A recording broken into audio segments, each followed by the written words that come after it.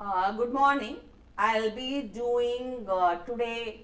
I thought I will give you some glimpse into what will come for your coming exam, the impending exam. For that, I will be doing this, and you will be.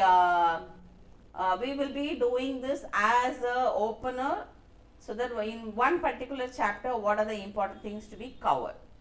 So, in this particular chapter of national income estimates, that is chapter 6 unit 1, the basic thing would probably will not be the will not be from theory, it will be more of a sum. How you are going to calculate the sums will be the main things, and see, find out the GDP deflator. We already have studied about what is a deflator, and when you see the GDP deflator, how do you use it? And how do you use the GDP deflator is also given, and there is a calculation for that. That is nominal GDP divided by real GDP into 100. So here if you see this, what is nominal GDP and real GDP? Nominal GDP happens to be that which is not adjusted for inflation, and real GDP is the one which has been adjusted for inflation into 100. So you get a GDP deflator formula. With that you would probably have to calculate this GDP deflator. So you will have 500 divided by 500, so it's 100 in the first year. So always the first year will be like that. Then when you see 800 divided by 650, so it's 123.08. So here if you see in billions it comes, that's the solution. And then you realize that any deflator that is higher is an indication, above 100 is an indication that the price level is being higher as compared to the base year. So if it is less than 100, that automatically means the price level is lower as compared to the base year. So mostly in this particular lesson you will be doing only about in sums. You will be dealing with a lot of sums. They might give you at least one sum from this particular lesson. It can be a GDP deflator, it can be finding out a GNP of a country, anything can be done. So what is GNP at market price? So is GDP at market price plus the net factory income from abroad. What is the net factory income from abroad? Is the difference between the aggregate amount that our country's citizens and companies earn abroad and the aggregate amount that foreign citizens and overseas companies earn in my country, in the host country. So this is how you divide it. So here if you see, these are the sums that will be mostly coming up. So finding out maybe national income, GNP, GDP, all these things will be the thing.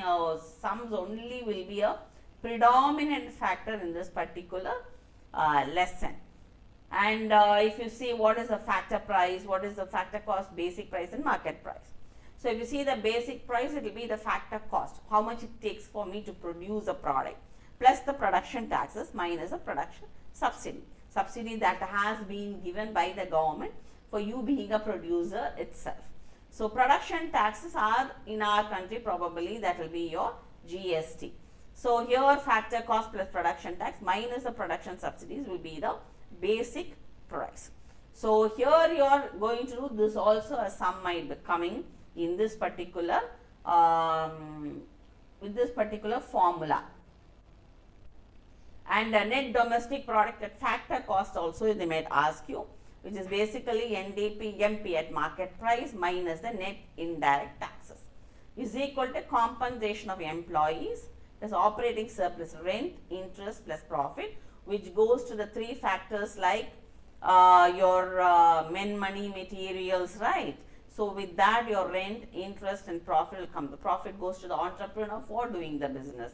So the operating surplus. Of course, compensation of employees are the wages and salaries given to the employees. But there is a new factor called the mixed income of self-employed. What is this mixed income of self-employed? The mixed income of self-employed is something there when the person who is doing the job itself happens to be the proprietor also. The basic example is, supposing I am a lorry driver, I am a truck driver, and I am carrying, I am also happen to be the owner of the lorry. So in a way it is my business, but I also happen to be working.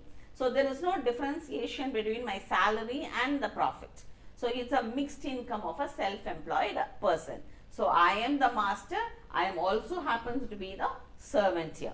So it's a new concept that has come up. So that is how you find the net domestic product at factor cost. So if you see NDP-FC is equal to NDP-MP minus net indirect taxes. This is equal to, how do you calculate it? It's a compensation of employees, wages and salaries, plus the operating surplus of operating a business itself, rent plus interest plus profit, and then plus the mixed income of the self-employed. So this is how you will be explaining this. Of course, what is personal income? This also to find out the disposable personal income, also a personal income will come. National income plus income received but not earned minus income earned but not received. This also I will explain in a gist. Here, when I say national income, that is the income of the entire nation, how you calculate it, plus income received but not earned. You are receiving it, but you have not earned for it. You have never given any production, produced anything in return for it. That is like your transfer payments, getting a widow pension, getting unemployment benefit. All this is income received, but it is not earned by you giving any labor or anything like that. Minus the income earned but not received. This happens to be what is called as the undistributed corporate profits, contribution of employers to social security. All these are income earned, but I have not yet received. Now, it will be received at a later point of time. So, personal income is net income, national income minus the undistributed profits, minus the net interest payments made by households, minus the corporate tax, plus the transfer payments to the households from firms and government. So there are two things that are involved. So income received but not earned, minus income earned but not received. So income received but not earned, minus income earned but not received. So this also a sum is possible. And then you will have something called as, see, this is the way a sum is dealt with. They have asked here.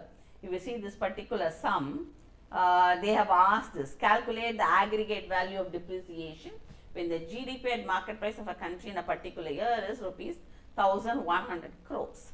Net factory income from abroad was rupees 100 crores.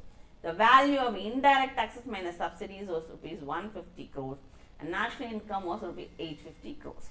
If you see, how do you calculate it? So GDP-FC is equal to GDP-MP minus the net income tax. So if you see NIT, net indirect taxes. So if you minus the net indirect tax, it will be 1,100 minus your 150 is equal to. So here they have already given indirect tax minus subsidies was 150 crores. So 1,100 minus 150 is equal to 950. Then GDP-FC plus NFI, you have to find G, that will become your GNP-FC, factor cost. So that is 950 plus your 100 is equal to 1,050. All the things will be given for you. All you have to do is know the formula and calculate. You have to only crack it. If you know the equation, you are there. So please try to memorize these equations, because all the values will be given. All you have to do is work it out and find the answer. And ultimately 850 is equal to 1,050 minus depreciation. So depreciation will be 1,050 minus 850, which is 200 crores. So if you see, none of the values have not been given. All you would have to know is how to calculate it. So please memorize all these equations and get to it. And then we come to the circular flow of income, where how we calculate. There might be a problem that comes from this also. Calculating this above with the value added way or with the income method. So any three. So production of goods and services is a circular flow of income. So again, as I told you, in this particular lesson only problems will come. Theory is very, very rare, and mostly you will not get theory here. If you see the production of goods and services, disposition, consumption and investment, distribution as net fact. So in fact, production of goods and services will go as distribution as factory incomes, rents, wages, interest and profit, to the 4 factors: men, material, money and to the entrepreneur. So then disposition and consumption expense, which again when you start buying goods, automatically when you are returning the money to the company, which they will again reinvest in their business. Whenever you buy goods, the money is going back to the company, which as profits, which they will, half they might retain, this entrepreneur might take it as a profit, the rest of it he will reinvest into the business. So you have 3 methods in this: the output method, income method, phase of distribution. So the value added method will go with the phase of output. The income method will go with the phase of income. The phase of disposition is called the expenditure method, or what you spend. The government, the consumer households and the producing enterprises. Though I am repeating it, be very clear that all these things happen to be only the where you are going to get a problem from this particular unit alone. So net value added minus net indirect as NIT will be your net domestic product, or a net value added at factor cost. So here what is NNPFC, or the national income? You have the compensation of employees, operating surplus, plus the mixed income of self-employed, plus the NFIA. NFIA is you have to minus what our people earn here, our people earn abroad, minus what foreigners earn in our country. You get the net factor income from abroad. So you might have to calculate. In my opinion, a calculation of national income is a sure problem that will come. So you would have to do it. And then here if you see the you have this final consumption expenditure and other things. If you have seen my videos already, then I have already uploaded, and you can always get into TrueCept Academy, and you can log into our videos where we have dealt with all these concepts in detail. And so I don't want to repeat myself here. So here we are talking about net exports, gross domestic capital formation. All these have been done in detail in my videos. So I am not going to repeat myself here. You see here, how do you calculate? See, all the particulars are given. So only you should know NVAFC is equal to GDPMP minus depreciation plus NFIA minus net indirect taxes. So where GVAMP, that is gross value added at market prices, value of output minus intermediate consumption. Opening stock, intermediate consumption. So closing stock, already in fact they have given this. The opening stock is a, intermediate consumption is 350, closing stock also given. So what do? The sales plus change in stock you have to see. So 500 minus 400, you will have 400, sorry, here closing stock. 400 minus 400 minus 100. So here 700 plus minus 100. So you get 600. It's written plus, but 400 minus 100 is minus 100. So you get 600 here. So GVAMP will be 600 minus 350 is equal to 250. This intermediate consumption you have to minus. So therefore national income will be 250 minus 150 plus 30 minus 110 minus 50. So it will be 70 crores. So any of these, see they have given all this in this method also. Output in the primary sector, intermediate consumption primary sector. So you have to minus 2000 minus 200, 2800 minus 800, 1600 minus 600. All the intermediate consumption should be minus, should be removed. Then only you will get it. See, here you have already done it, and then you get it. See, that's the value of output. 2000 minus 200, 2800 minus 800. Like that you get. Then if you get that, when you minus it, you will get this. The intermediate consumption should be minused. So with that, if you work out, you get the national income. So all these are only problems. So be very clear in this particular lesson. You 90 to 95% it will be only a problem that will be coming up. Let's move on to unit 2. the Keynesian theory of determination of national income. If you see in this, the investment multiplier, the two-sector model. So in this we have done with the two-sector model, three-sector model and four-sector model. Maybe one theory question might come about what is included or excluded from a three-sector model or a four-sector model. So if you see the how do you calculate all these things, the basic concepts and functions here. So they will talk about consumption function. The consumption function expresses the functional relationship between aggregate consumption expenditure and aggregate disposable income. And if you see this here, you might end up getting definitely one sum again. Like I told you, in both these units, this is going to be a sum that is going to come a problem. And here again, if you see this income and consumption, you will get a marginal propensity to consume. There is a sum here about deflationary gap and all that. So you will get a problem in this, see, like this one. Calculate the marginal propensity to consume and marginal propensity to save from the following data about an economy which is in equilibrium. In short, what is the marginal propensity to consume is, suppose in one particular rupee, you spend 20 paise. So your marginal propensity to consume is 0.20. So out of every rupee you will consume that much. So the marginal propensity to save is whatever is left over. So you supposing you are going to do that, if you are going to consume not 0.20, you will be consuming 0.80.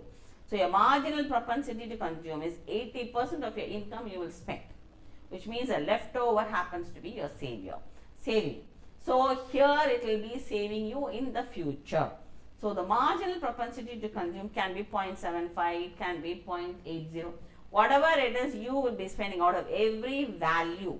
Out of 1 rupee, if your propensity to consume happens to be 0.80, you will be spending, supposing it's 100 rupees, you will spend 80 rupees, you will have only 20 rupees. The 20 rupees happens to be a saving. Your MPC plus MPS happens to be a 1 is equal to 1. It will always be is equal to 1. So if you see this, what is your marginal propensity? So if you here, it would have increased, and here they would have divided it into two parts. When you see the marginal propensity to consume, they would have divided into two parts. One is what is called as autonomous expenditure. Even when you don't earn at all, you will spend 150 rupees. Once you start earning, out of every 100 rupees, you will spend 80 rupees. So when you see your propensity to think, you will be putting the value, you get that. So y is equal to c plus I. But when you see the way is divided into autonomous expenditure and income induced expenditure. So autonomous consumption expenditure, then whatever you will consume out when you get an income. So two ways. So next time you see it's 130, it will become 80 plus the 50. Okay. So if you see an economy in this slowly would have been added, and everything is the saving function S is equal to 10 plus 0.2y. And autonomous investment is equal to I is equal to 50 crores. Find out the equilibrium level of income consumption if investment increases permanently by rupees 5 crores. What will be the new level of income and consumption? Like I told you, once you know the equation, you happen to be there. If you see in this particular sum, S is equal to I. So minus 10 plus 0.2y is equal to 50. 0.2y is equal to 50 plus 10. So y is equal to 300 crores. So C is equal to y minus S. So S will be 10 minus 10, because it's autonomous expenditure. You are not earning anything, but still you are spending. So it becomes minus 10. It's a this saving plus 0.2. The saving is 0.2. Of every rupee you will save 0.2. That's why he has written 0.2y into 100. 300 is equal to 50. So C is equal to 300 minus 50 is equal to 250 crores. If there is an increase in income of 55 crores, what will happen? 50 will become 55. And you have to calculate it, recalculate this. So this one sum is possible. And definitely there is something called as an investment multiplier. An investment multiplier is a multiplier effect. K is equal to delta Y divided by delta I. Always delta means a change. So K is if there is a change of investment of 2000 million. How much change in income will happen when it is being invested? Always understand this, you should at least double up. Then only there is some thing in this. So for example, they have given here 2000 million plus a change in national income of 6000 million. Then what happened? Immediately the multiplier will be 6000 divided by 2000. So 3 times it has increased. They should be, thus the multiplier indicates a change in equilibrium in national income for each rupee change. It should at least double up. If it becomes 1, then there is no change at all, no use you investing any money. So in this also there will be a problem that comes up. It's called the ripple effect of water. Say there is when you invest, how much will you reap? What you have sown, you should reap more than you have sown, isn't it? That is the basic rule. So here this is how it is worked out. So this sum also is a probability of coming. And when you see the Keynesian models, how will you work it out? All the multiplier effects will come up. All these. In a 3-sector model, it is slightly increased. This particular equation will keep going up. If you see this in here, one more sector has been included, which is called as the government sector. Okay.